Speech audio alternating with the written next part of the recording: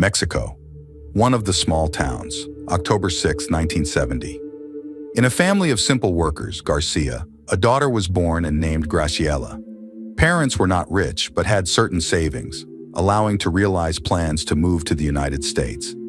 Such a change was due to the lack of decent educational institutions in their locality and region. In America, the Garcia family settled in the state of Oregon in the town of Hermiston.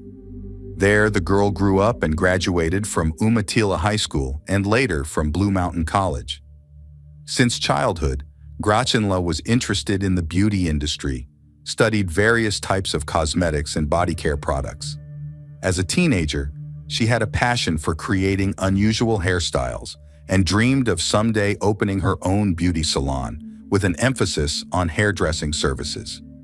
This was the motivation for her to enroll in college to study commerce and business. One day a girl met her one and only, as she thought, and fell head over heels in love with him. Dating quickly followed, one after another, and then marriage. Children appeared, 2 daughters, Annabelle, the firstborn, and Gabby, shortened from Gabriella. Even had to abandon their studies. However, the union did not last long in rainbow colors. And when the second daughter was not yet 3 years old, their father ran away. His fate is unknown. Such an event did not kill Graciela. She waited until the daughters grew up a little and recovered in college and completed a degree in cosmetology. After the divorce, the girl focused on her studies and professional future, but fate sent her a second chance. A new lover, also a native of Mexico. Their landmark meeting took place in Hermiston. The man took care of his beloved's daughters as if they were his own, and they called him Daddy. The couple married, and later they had 2 boys, Arthur and Jacob, so the family became 4 children. In February 2006, Graciela fulfilled a cherished dream. She opened her own beauty salon. The business was a success, and she was well-liked in the society. In addition, she always looked elegant and well-groomed. She managed to form an impressive client base and retain it. Her success was due to her love for her work and her excellent knowledge of the business. Friendships were also formed with some of the visitors. It was not uncommon for a businesswoman to leave for professional seminars, but she also took her entire family on a trip. So they traveled to California and Washington and periodically visited Mexico. Time passed. The success in business never waned, but the fire in the marriage union went out. And after 17 years of life together, the couple filed for divorce. But the parting went without scandal, and the former spouses retained a respectful relationship, and the children continued to communicate with their father. At the time of the breakup of relations, the daughters and the eldest son, Arthur, have already become adults and moved out of their parents, and Jacob was still in his teens and spent almost equal time with his mother and father. The adult children became independent, but continued to have contact with each other and with their parents. Psychologically, the family did not disintegrate even after the divorce. Graciela did not lose her optimism and grip and continued her successful business. Her salon did not work only on Sundays. That was the only day she could devote herself fully to her children and friends. One day, a respectable client came to the salon. His name was Cuauhtemoc Romero Sanchez. He got to talking to Graciela during a treatment. Then there was an invitation for coffee, a date, and the meetings gradually turned into an affair. The daughters liked the mother's new boyfriend, but he wouldn't talk to them. They thought he was a bit strange. He claimed that he did not need their company and was interested only in Graciela. After 3 years of romance, the woman announced that she was marrying Romero. All 4 of her children were delighted with the news, and the daughters took new steps to get closer to their mother's fiancé. But he remained cold to them, did not show attention to the grandchildren of the bride, the sons of the eldest daughter. Perhaps the man was jealous of his beloved to all the others.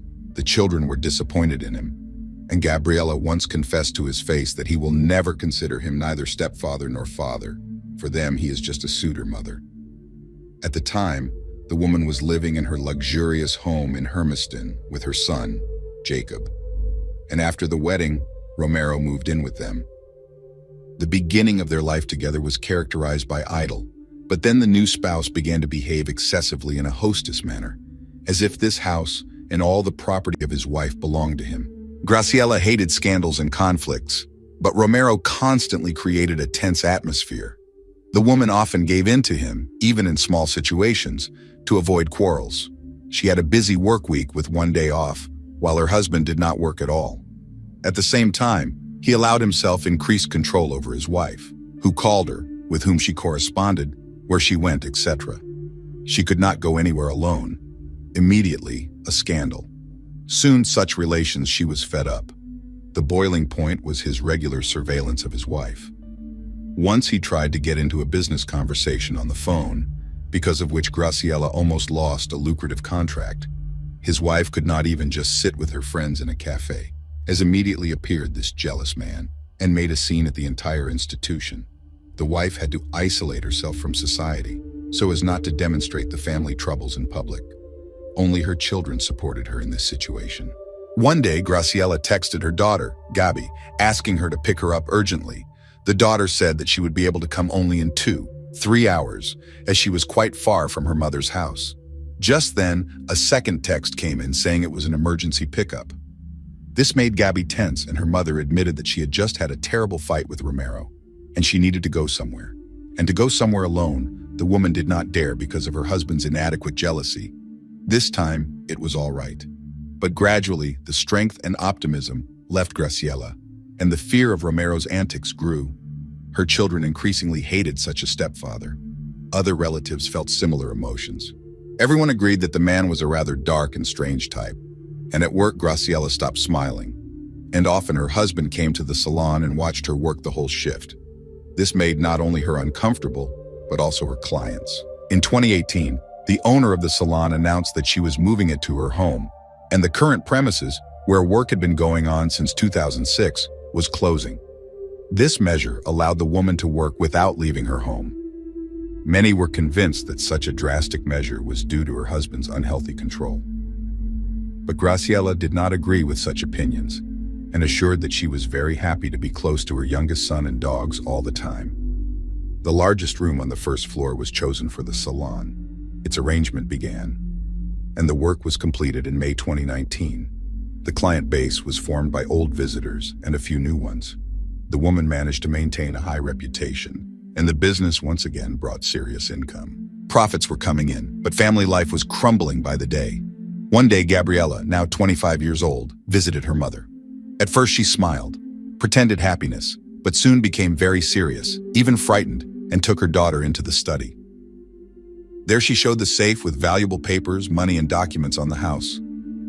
All this was listed in the inheritance and was intended for the children, if something happened to the woman. Gabi was shocked by such confessions because the mother was only 49 years old and there were no health problems. Her daughter tried to find out details about the situation in the family, but Graciela said that everything was as usual, but an extra safety net would not hurt. But it became clear that the woman did not want Romero to receive any dividends from her, much less real estate. It was November 2019. On the 8th, Graciela was scheduled to have dinner together with her 14-year-old son, Jacob, at his father's house. The teenager was expecting his mother, but instead Romero arrived at about 7 p.m. The boy was surprised since he and his stepfather were so unfriendly. The unexpected guest reported the reason for his appearance. To inform that Graciela did not feel well, went to bed in general, dinner was canceled. Romero left immediately afterward. Jacob went back to his room and looked at his phone. It showed received texts and a few missed calls from his mother. He called back, but it went to voicemail. After a couple hours of unsuccessful attempts to call, the son contacted his brother and sisters. It turned out that they couldn't reach the mother either. Perhaps indeed she was asleep. Her switched-off phone caused tension because this had never happened before, as she was often called by clients, colleagues, and partners. On the morning of the 9th, Romero went to see Annabelle, his wife's eldest daughter, and wiping away tears, reported his wife missing. She had disappeared the previous evening. It was useless to call her. Silence. The situation is strange. Perhaps the daughter knows something about her mother's whereabouts. The man exclaimed that in recent days, the behavior of the wife raised many questions. She behaved very quietly. Probably she had gone to a lover or simply hid from everyone. Annabelle listened attentively, but did not believe the sudden guest and his exclamations. After all, earlier he had ignored communication with Graciela's children in every possible way. She answered him that she would take care of it, and he left. The girl immediately gathered her brothers and sister, and all together went to her mother's house to find out the reason for the strange silence from her. Graciela's car was parked outside the house, and if the woman escaped, she would certainly use it. The interior looked too perfect, everywhere tidy and clean. But the children knew that their mother could not keep perfect order and tried on many dresses and outfits and accessories before leaving. And usually things were scattered on the bed. But today, the bedroom was in a marvelous state of disarray. The presence of all the jewelry in the jewelry box was also puzzling. As a rule, her mother never left without rings, bracelets, and chains. All the handbags were also in the locker. It was highly suspicious that the woman had fled the house without dressing and without taking her belongings, accessories, or car. Two possibilities emerged. Something had happened that caused Graciela to run away almost barefoot and naked. She's still in the house. The children's excitement was growing by the minute. They continued their search. In the bathroom, in the washing machine, Gabby found a blanket that was too massive. Its mother would never have stuffed it in the machine to prevent overloading.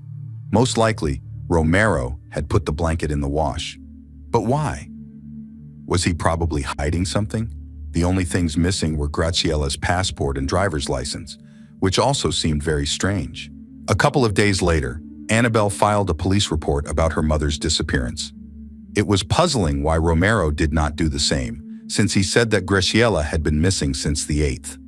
The Hermiston police received the report and began a prompt investigation. At the same time, the relatives of the missing woman organized their own interrogation of Romero. Let him explain why he had not contacted the police in 3 days. In response, he only lamented that most likely his wife had run away to a lover or lurked somewhere from the world. The stepfather then yelled at Annabelle for visiting the police unannounced. At this point, the whole family held their breath and looked at him as a potential villain. The next day, Captain Jason Edmiston reported that his charges were working up a theory about the brutal massacre of Graciela. Investigators tried to calculate the whereabouts of the woman, studied records of her phone dialogues in order to find the last contact. Specialists determined that the last activation of the phone occurred exactly on November 9th at 12:30 p.m., but far from home in Washington.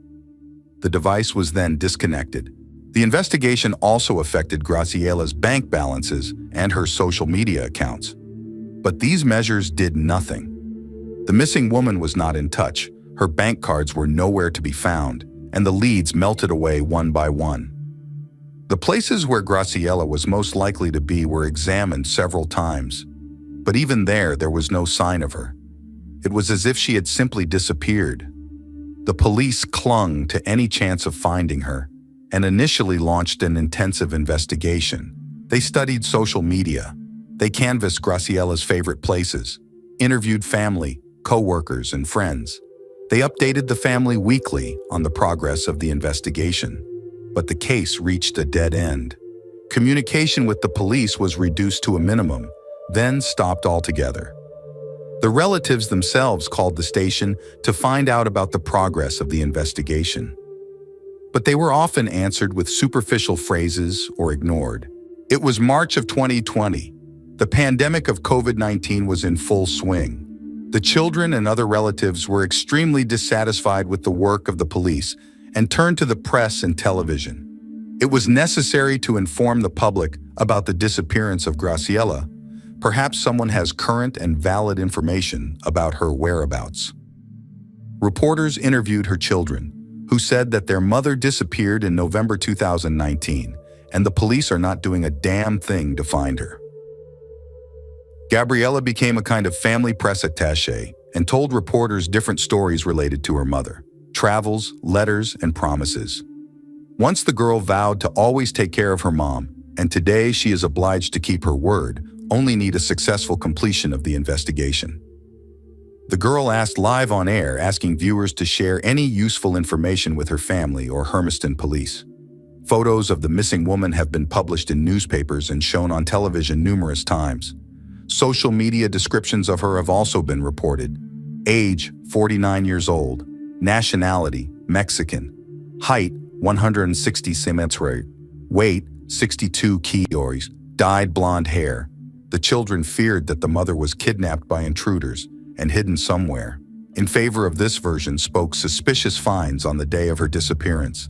The police took all these facts into account, plus Graciela's lack of enemies, and the kidnapping option seemed weak to the investigators. But it was clear that she had definitely not left the house on her own.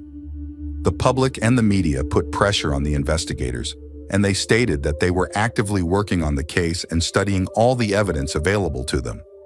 The situation was complicated by the lack of reliable information about when and where Graciela was last seen. The investigation was ineffective. Months passed. The children even sent an online petition to the prosecutor's office demanding a change in the investigators handling the case for the following reasons. Officers Victor Gutierrez and Randy Stud Baker were on friendly terms with the prime suspect, Romero. The stepfather is the last person who saw Graciela but did not report her disappearance. The authorities ignored that fact. On the day of the missing spouse, Romero's phone was turned off for a whole day. The man's behavior itself is strange. He was not concerned about the disappearance, did not file a report or inquire about the case. Surprisingly, he easily passed 2 polygraph tests. Perhaps the technique was faulty. Since the investigation began, Romero has not been given a recognizance. He hasn't even been indirectly charged. The designated officers did not take the suspect into custody because, according to them, he was complying with all the norms and, allegedly, systematically inquired whether there was any progress in the investigation. In July 2020, Captain Jason posted new information on social media about the case under investigation. He also responded to an earlier petition. Police work should be transparent, but some aspects are not disclosed in order to hold the integrity of the investigation. The officers have a lot of work to do and are giving the case the utmost possible attention as it is. All work eliminates the loss of evidence and utilizes effective techniques. The captain admitted that because of good intentions, often people spread rumors about the case, which only creates confusion and the police have to ignore a lot of speculation. However, the work of investigators did not turn out to be so impersonal. The Oregon State Police and FBI representatives got involved. So in the house of Graciela and her favorite places were scrupulous searches.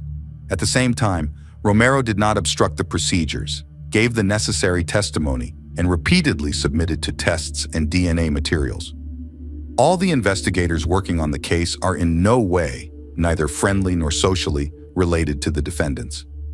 The main criterion for arrest is to establish the motives of the crime. They were not found, and therefore, Romero is free. During the same period, Gabriela opened an online store, which she announced on her Facebook page. Its purpose is to raise funds to hire a private investigator and to cover potential legal fees. The main assortment consisted of t-shirts, stickers, bracelets, and other accessories.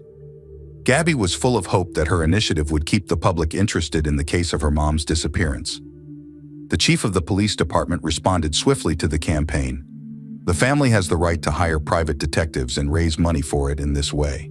Only such measures have a negative impact on the reputation of his department and partner organizations that have the necessary resources to carry out the investigation.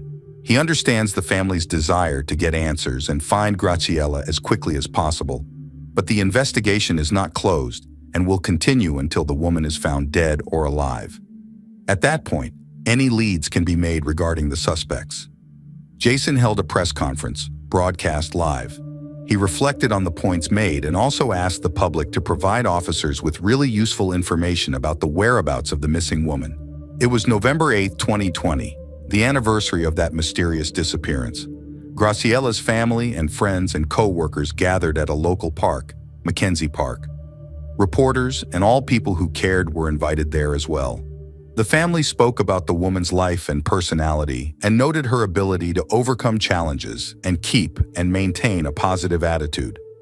After the speech, a public prayer was offered for the successful completion of the search, and several dozen candles were lit in her memory.